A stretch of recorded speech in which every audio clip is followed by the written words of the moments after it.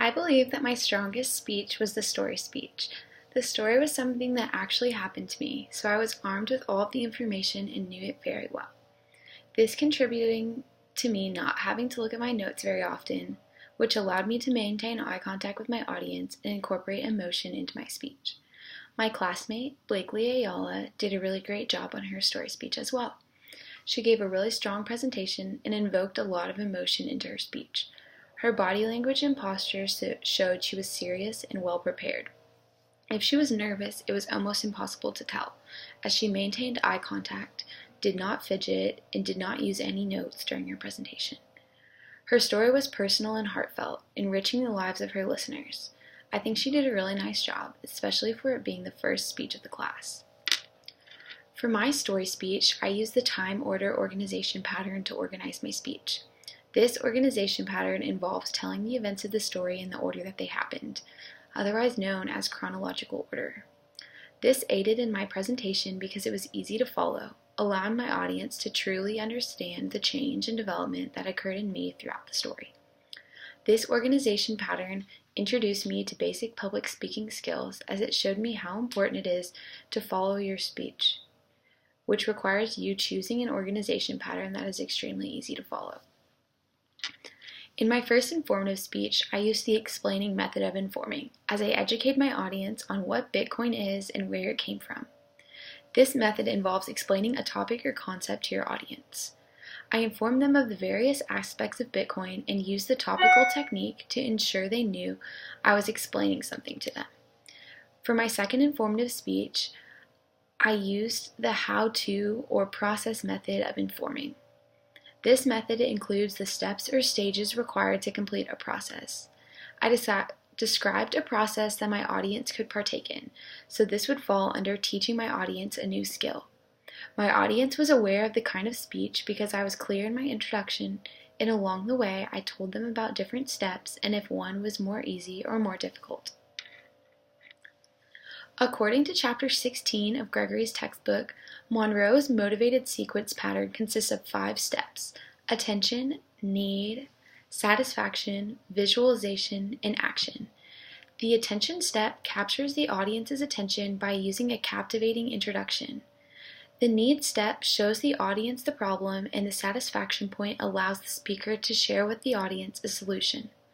During the visualization step, the speaker gives either a positive or negative picture. I chose to paint my audience a positive picture of what would happen if we all participated in recycling. The final step is to request action.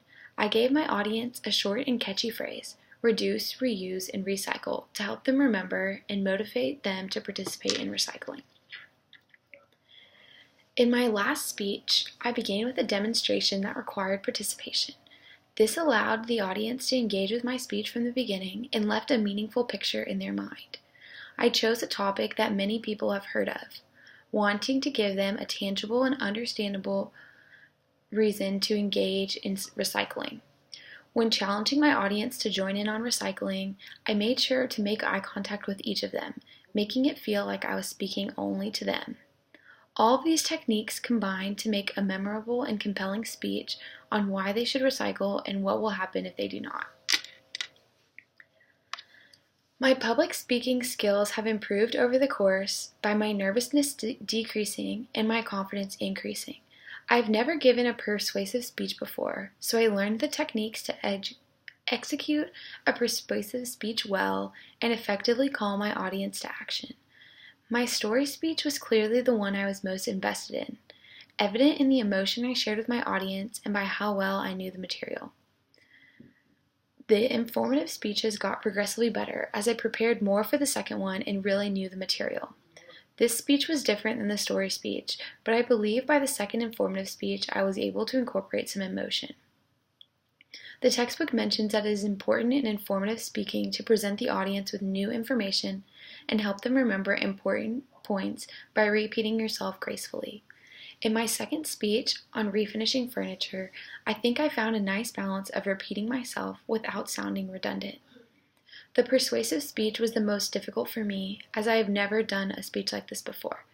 The evidence I provided from industry experts gave the audience proof that recycling does help the environment. The textbook mentions you must provide a variety of evidence, which I believe I did well. The persuasive speech really challenged me, but I think I did a great job of concluding the speech and really compelling my audience to action. In my first informative speech, I believe I could have better maintained eye contact throughout.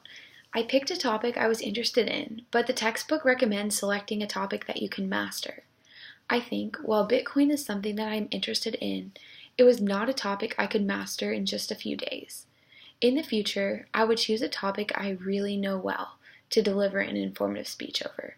In my second informative speech, although I had a personal experience refinishing furniture and knew a lot about the topic, I should have used an interactive visual aid or demonstration so my audience got a real picture of one or two of the steps.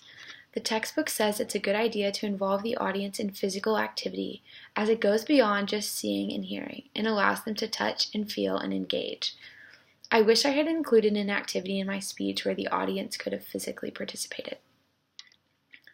My professional goals for the future include accepting a full-time job offer in the nonprofit sector and eventually going back to school to complete my Master's of Business Administration, or MBA. Although I would like to work full-time and go back to school, I want to ensure I have the time to start a family and have adequate time to spend with them. I've had to do many individual and group presentations throughout my time in college.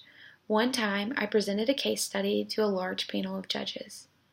The skills and techniques I have learned in this class, like eye contact and audience engagement, could have helped me better prepare for these presentations. I will take this information with me in the future to improve my public speaking and continue to watch and listen to other public speakers to help me continue to improve. This class has given me many practical tools to improve my public speaking, and the practice and experience I have gained in this class have given me confidence for any public speaking I will do in the future.